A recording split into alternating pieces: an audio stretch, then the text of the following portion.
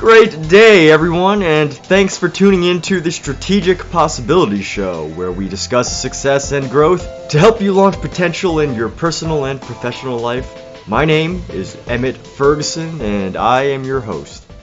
And I'm so excited, everybody, to introduce James Bouza today. So James Bouza has been working in corporate for a while, and he's going to share some of his thoughts on finding a career after DD214. And for those of you that are watching or listening who have not been in the military, DD214 is essentially being released from the military after you've done your service, or, for any other specific reason, basically like retirement or something.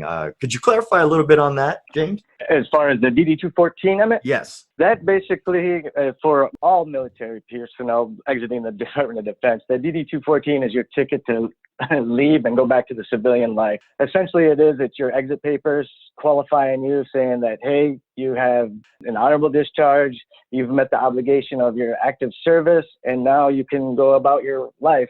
Many within the military, you do sign an 8-year contract. Many people are unaware of this. Essentially, when you do sign up or enlist, you're enlisting for time that you're going to be active duty. So on average, it's at 4 years. But once you leave that 4 years, you still have what they call EOS, or end of obligated service, which is at 8 years. So at any time, you can be recalled to active duty in that interim, in that little bit of time. However, you don't have to do the drill or anything like that, like other reservists do. But you will get your DD214 after you do your active service, and then you'll finally get your honorable discharge, like the certificate, after your end of obligated service. Oh, okay. So it is a step back into the civilian world, but you still have like some elements of work, or at least responsibility if they need you, right?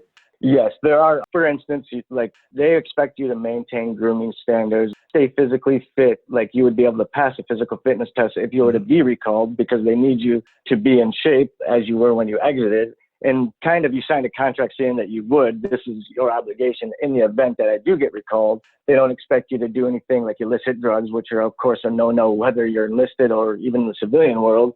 Don't get in trouble with the law, of course, and just mind your business and just follow the rules and regulations as you did while you were serving in the service. Great. And as a starting off point, for anybody listening, James is a veteran, and if you get a chance to catch him on LinkedIn, you notice that he has had a pretty solid career working at some amazing companies. And, as a starting off point, James, can you share a little bit about your time in the Marine Corps? And can you tell us a little bit about the work that you did and how you even got started? Absolutely. My time in the Marine Corps specifically, it's going to be a story like any other Marine, so I'm not going to try to underline it with that. I'll get into the job specifically, Fair enough. Which is, you get a lot of head turns on this one, is because when I completed Marine combat training at Camp Pendleton, that's when you get your orders to go to what they call your A school, or the school in which you're going to be trained in this military occupational specialty. When I received my orders were sent to Keesler Air Force Base in Biloxi, Mississippi, for a weather observer school. So essentially, I went to school to be a climatologist and oceanographer, and that's what I did in the Marine Corps.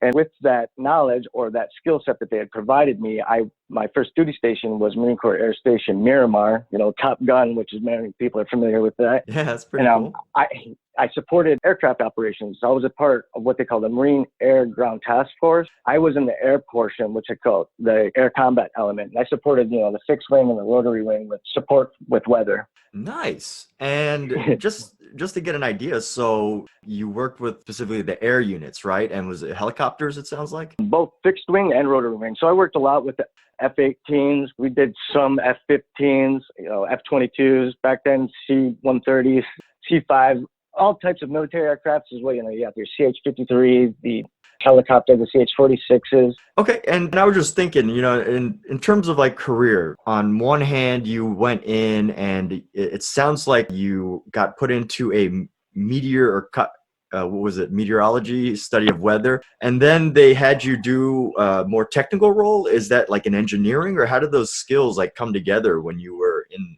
the military? The way it was, those skills, of course, yeah, that's an excellent question, because there are instruments that you have to utilize and apply in collecting data when you're doing weather collection. It's like it's science. is what it is. So you're collecting rainwater, your winds, sky, the cloud tops. There's many elements to it. Atmospheric science is not an exact science, but it's very interesting. And of course, it's extremely important for anybody that's going to leave the ground and fly around in erratic winds. It's important, and for the warfighters that we either put in a helicopter or in a plane, that they know the weather conditions so that they can avoid bad ones and try to steer towards the good ones. And of course, in times of combat, utilize it to our advantage so that we can win our skirmishes. Right on. Putting it all together, and of course, there's always the computer aspect of how to input the data, what programs we're utilizing, what charts and flows that we're utilizing, and diagrams that we put together so that we can analyze the weather with the forecasters. So yeah, there's the technical aspect to it as well. Okay, very cool. And I think of it on one hand, you imagine the maps and the land type stuff that has to be done with elevation and all that. But on the other hand, there's a whole air element of travel that is important. And it sounds like that's where that really comes in handy. Yes, absolutely. I mean, if you've ever traveled anywhere on an airplane, you know that it can get a little frightening when you hit some turbulence. And so those pilots like to keep that communication with the guys on the ground, such as myself, which would provide that so they can avoid those type of things and make sure that, the 200 or so passengers on the plane have a safe flight and they feel comfortable and safe. And when they land, they give kudos to the pilot and the airline. Yeah, and just to get an idea, because this is primarily about, finding that career after DD214. You obviously had some interesting experiences while you were in, but for that post-military career, for that planning on what you did afterwards and finding those jobs at really great companies that you're at, did you already have like a vision of your career right from the moment you entered? Were you like, okay, I'm going to do the Marines and then I'm going to, go into corporate? Or did it take some time to figure out afterwards, after either you got when you left or whatever? That's an excellent question, Emmett. It's going to be a mix of, my answer is going to mix with both of your questions because there's a yes answer to this. Yes, I did have a plan going in, but it was very broad, and that was to utilize the Marine Corps to gain all those things that everybody respects about Marines, like the discipline, the honor, courage, commitment, the things that Marines do that others are unwilling to do, and the ability for them to strive forward and work well in groups. I wanted to take what they could provide me and instill in me, leverage that to my advantage going forward, because I was not prepared to go into college out of high school, and that would have been a waste of money. So gaining that discipline to the Marine Corps was that stepping stone. I knew that when I got in there, I had to rub elbows with several people to learn different skill sets or find things or niches that I may like so I could design a better plan for when I would go into, post-military. And as I developed, I found that I had a knack or something that I enjoyed was sports science. And so I developed this plan to become a kinesiologist as I went through. And then, of course, once I exited just outside of the enrollment time for standard college, junior college. So I enrolled in a vocational school for massage therapy. It was still in track. It wasn't the college steps, but it still got me in the right direction. So to answer the question, to bring it back short, yes, I did have a plan. It was very broad when I began. However, I honed it in as my time in service increased.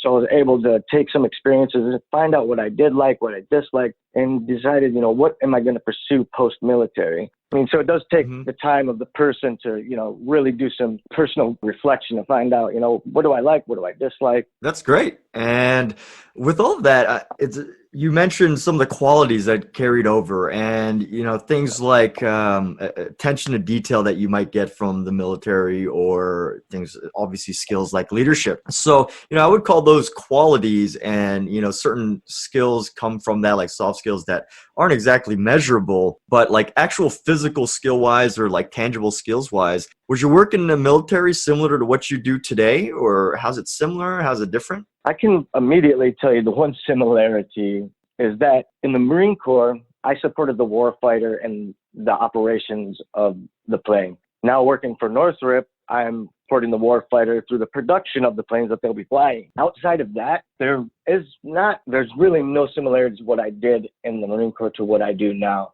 However, a lot of the skills, as you alluded to, as carried over, the soft skills, of course, that help make my job much easier and be more effective in my role. Hey, very cool. So in a sense, you're in a similar, I guess I would just call it like industry in terms of the war fighters, but at the other side, getting an idea of the actual skills, was it because the skills that you needed in the military are not the same because of the military versus civilian, or is it because the roles are completely different? The roles are actually very different. And that's, like I wouldn't necessarily need any of the military skills to do what I do now.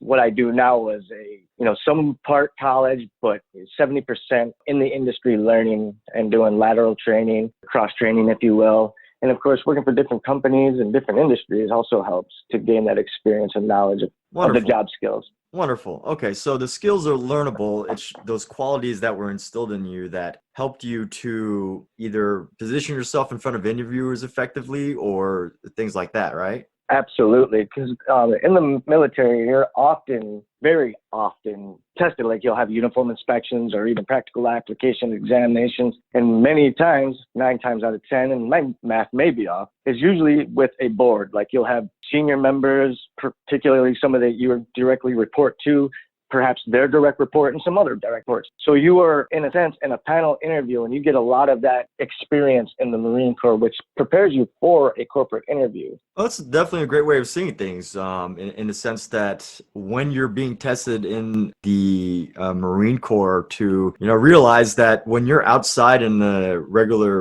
when you're outside in the civilian life or whatever, that those interviews are basically, very similar. They're testing you on something. They want to get your experience and how you present all that. So very interesting take on that. And from your perspective, what do you think are some of the more challenging aspects that young veterans, and when I mean young veterans, I mean anybody who's like fresh out of the military and didn't, spend most of their career in it, what are some of the challenges that they face in getting a job that puts them on track for a solid career? I mean, sure, they could take any sort of, role working in a retail store or something, but in terms of getting something for a solid career, what do you think are some of the challenges they face? Well, some of the challenges, and this may not seem directly related, however, I will tie this together, is what goes overlooked is if you're going to look at a young Marine getting out today, and let's just assume that they go into the military at age 18 and do a solid 4 years, and they're out at age 22.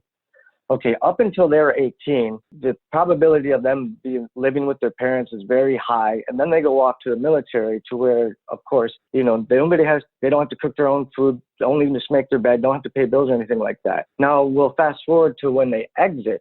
They don't have the home economic skills yet because they haven't developed them because they never had to, and now they're going to go out on their own. That's a definite stressor. I mean, unless you're going to move back home and, go to college, let's say. But for a lot of people at that age, they want to get out and so learning home economic skills, I believe, is essential because that will alleviate. You want to have a roof over your head is where I'm going to with this, Emmett. And once you secure that, you have that roof over your head, that's stress that you don't have to worry about. And then you can focus on going forward with career.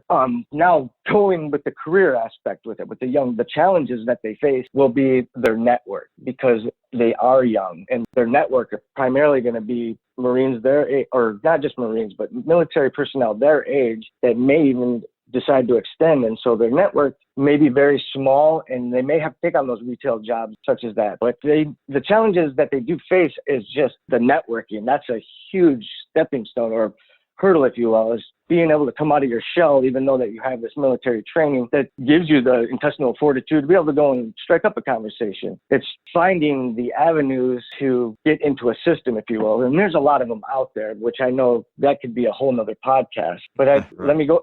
So the two takes on this, I would say the home economic skills would be understanding what it's going to take to live on your own or with roommates once you get out. And then, of course, networking to be able to get yourself plugged into a system or with a group of people that can help you find a job in an industry that you like. That's great. And to get that other perspective of not just the career side of it or how to find a job. I mean, everyone thinks that's always the challenge in a way, but on the other side of that, what happens in your home affects your ability to be able to do those types of things. And, ultimately, I imagine, most Marines probably keep their homes clean to some extent. I mean, just based on what I've seen in like the movies and stuff about how meticulous they're required to be for 4 years, but where that carries over into finding the job and to be able to go out there, it's huge.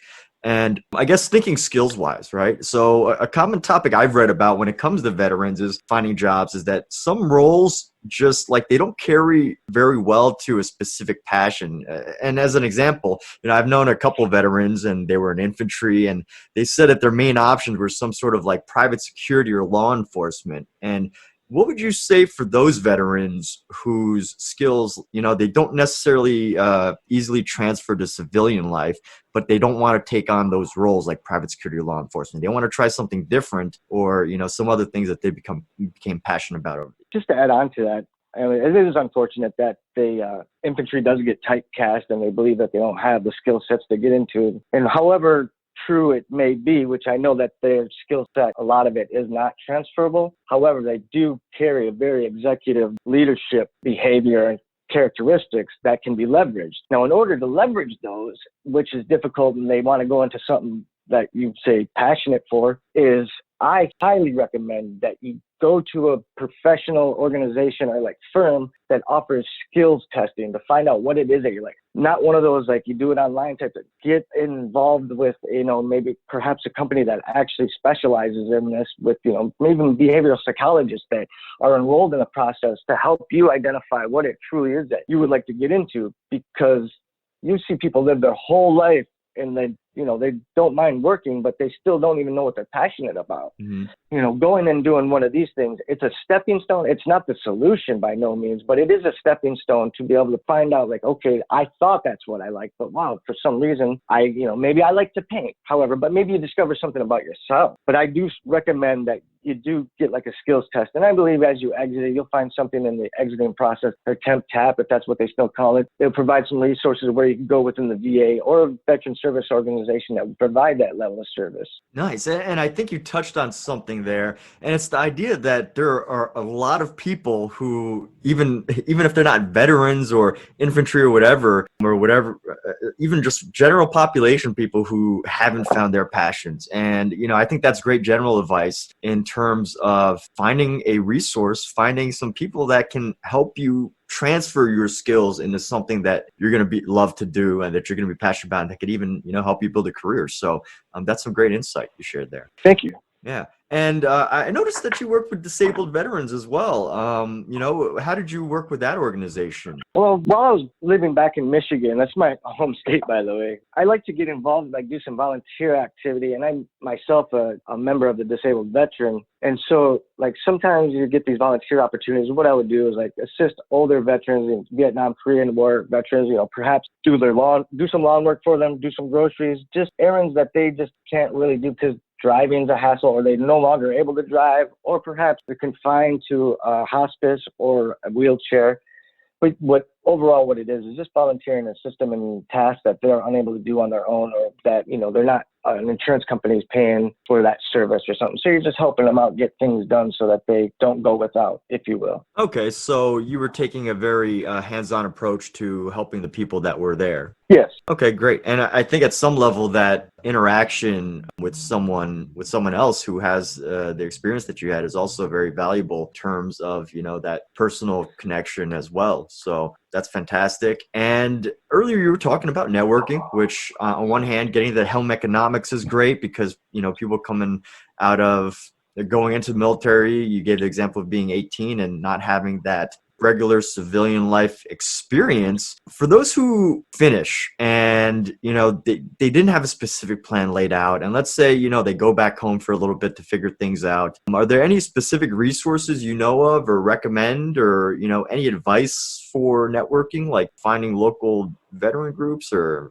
anything else like that? Anything specific? Yes, absolutely. If they do, wherever they decide to move to, whether it's home or, one of their buddy cities after they exit, I strongly recommend, of course, registering with the Veterans Affairs, whether you're going to rate a disability or rating or not, get registered with them. Find another veteran service organization, which there's plenty of them. I mean, you can narrow them down and filter veteran service organizations for things that you may be passionate about. Then there's also, you have the American Legion that you can become a part of, or if you are a disabled veteran, you can become part of the Disabled American Veterans. And then there's, for the Marine Corps, I believe there's, it passes me now, but there's also other veterans organizations.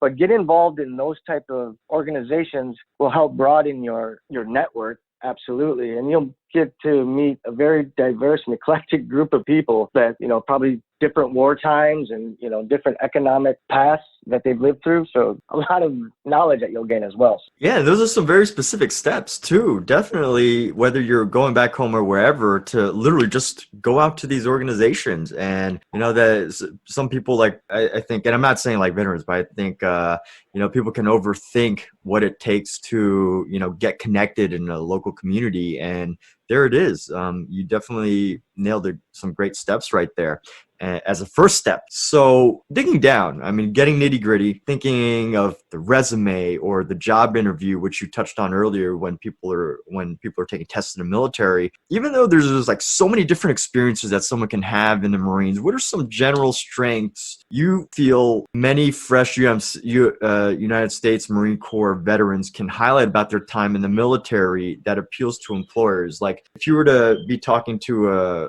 Marine Corps veteran and they were like, oh, I'm not sure what I'm good at. I'm not sure like what employer might even like about me from my experiences. What would you say to them? What strengths would you tell them about? I would tell my brethren, or even if I were in the interview, my skill set, the strengths, would be flexibility, adaptability, of course, team building and leadership, and listening. Like these are just some skills that they love to hear, because these are patient. These are things that you hone in over the course of your enlistment, and you become very good at the application of them. And these are skills that employers love to have, especially flexibility or adaptability, because in the corporate world in which as you touched on, where I work in, there is a lot of change. And when you work in large corporations, when there's change, there's always resistance to change. And that can cause ripples within, work groups, the teams, departments, and it can slow down work, and it can make for a miserable environment, or it can make for a great environment. So the people that are adaptable or flexible, these are the people that, leadership will look upon to help drive the change, because they're flexible and it's just a skill that leadership can lean on. And it's something that they understand, like if things change, they don't have to worry about that person, because they're going to take it and run with it. That's great. And one of the things that I caught from that was the idea that, on one hand, it's a regular, college graduate, who went from high school to college, and they put things like flexibility or patience on their resume.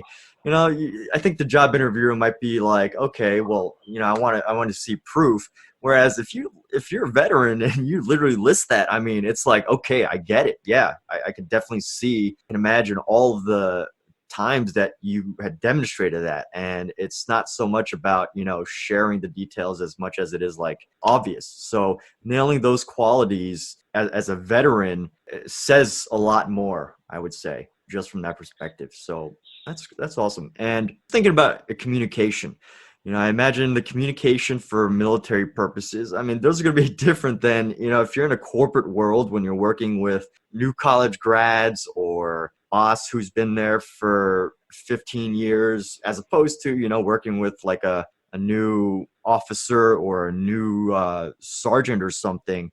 And I only have a few references outside the movies, but in thinking about newer veterans and communication, are there any tips that you could share they're considering getting into a business or corporate workplace? Just to expand on that, Emmett, you want to know the communication style that they should apply in regards to corporate work? Yeah. So on one sense, I imagine that, the communication could be a little different. That's just my interpretation based on like films. Whereas like in corporate, you probably have different types of communication, but you could clarify that. Yes, absolutely. Thank you for elaborating, by the way. Yeah, the communication style, one benefit or great benefit that any military person, whether you're Air Force, Navy, Marine, or Army, coming out is your ability to speak directly, face to face, eye to eye, and respectably. And in the business world, this is an unwritten expectation of how you speak with each other. You don't speak in text. You speak with full word sentences, and you don't have to speak eloquently. You speak with the knowledge that you have, but be direct, be honest,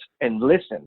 Listening is it's a circle, right? Communication, you got a circle. So, and that's a huge part. I know I've said it earlier and I got to touch on it again because it's a skill that it takes a lifetime to perfect that one. But yes, within the communication, the directness that you gain from being in the military and able to deliberate that type of communication or whatever the message is that you're delivering to the receiver.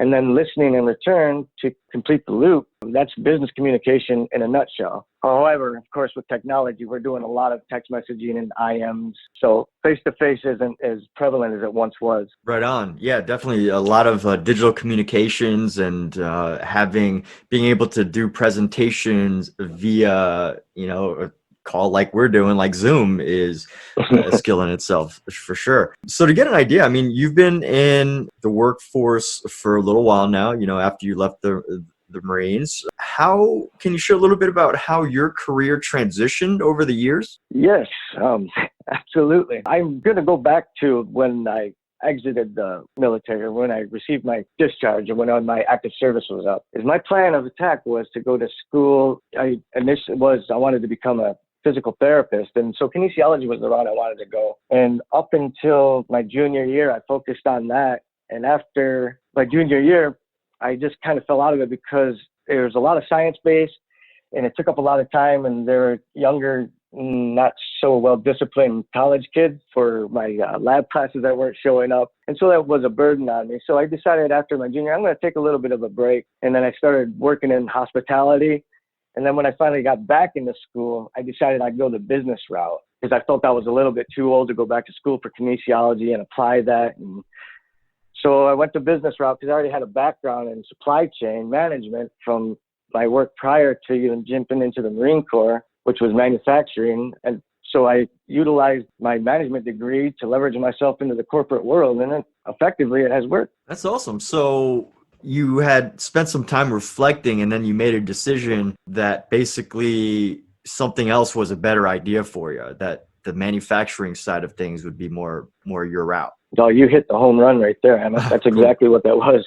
All right, nice. And with all of that, just want to get an idea to wrap this up. Correct me if I'm wrong in any way, but I imagine that people who get into the military, if they join the Marines or whatever, and there is a ranking system. And within that ranking system, there's not much of challenging the status quo in a sense of, you get instructions and, it's sometimes not following could be a life or death situation. So there's an importance to it. And I have heard some stories that are like, challenge the status quo, and, some lives were saved because, they made a decision that was slightly different than what was originally, ordered. This comes from movies and things like that. So I don't have a good firsthand experience, but coming out of the military, when you don't have that ranking structure anymore, and although you have a boss and you have coworkers who want to share their ideas. And I think in a workforce today, in certain environments like tech, challenging the status quo is an important quality. So what are some things that veterans can do who maybe have not reached higher ranks where they commanded an entire platoon or anything? What is something that they could do to challenge the status quo, or to be able to, stand out, get their ideas heard, or, go against the grain in a positive way? That's an excellent question. I mean, it can be complex, and it can be very simple to answer this one. However, I'm just going to answer it as candid as I can. In challenging the status quo as a military, whether active duty or retired, challenging the status quo, in my perception, is how I see it challenging, I see the underlying in challenging the status quo is to improve on something. Nothing is perfect.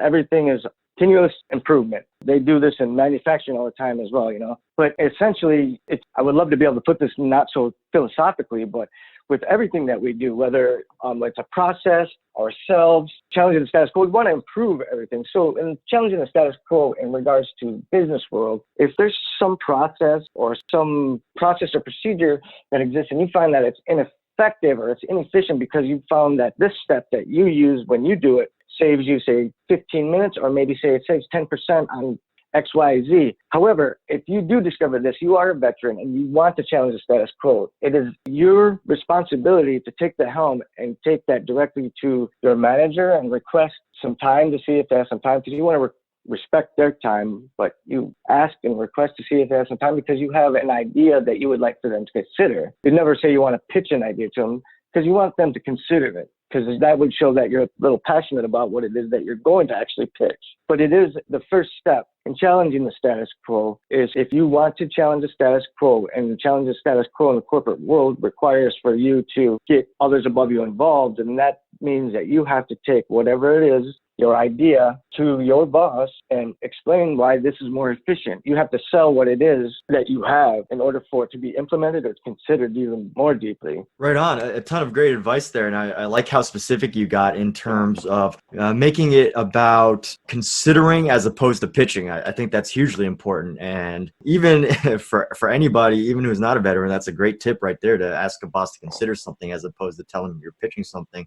And what I really got from that was so valuable is, on one hand, you think challenging the status quo is going against the grain to do something completely different. Whereas, challenge the status quo for you, I loved your definition of it, is the idea that you're making improvements and, you're not just being your responsibility to make something improve, make something better, and do all of that. So I think that's an amazing lesson, and even an more effective perspective on what it means to challenge the status quo. So with that, I want to thank you so much for being on this. Thank you for your service and everything you've done. And with that, audience out there, whether you're a veteran or general public person looking for career advice, there's a ton of great details that have been learned on this podcast.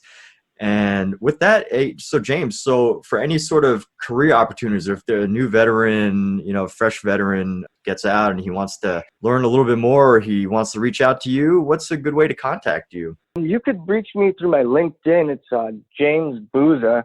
I think you just find me on my feed. I may be the only one on LinkedIn, but I am available. I think maybe, and once you post this to your website, people can be able to find me that way, because my name is easily searchable in LinkedIn. You'll see me. I'm a Northrop Grumman employee. Very cool. Very cool. So with that, any words of wisdom before we wrap up? Yeah, I'll give two. And one is what many people always hear is never stop learning. Just continue to learn. Whether you just read 20 minutes a day or a week or anything, just do something to continuously keep your brain functioning and challenging it. And also continue to listen.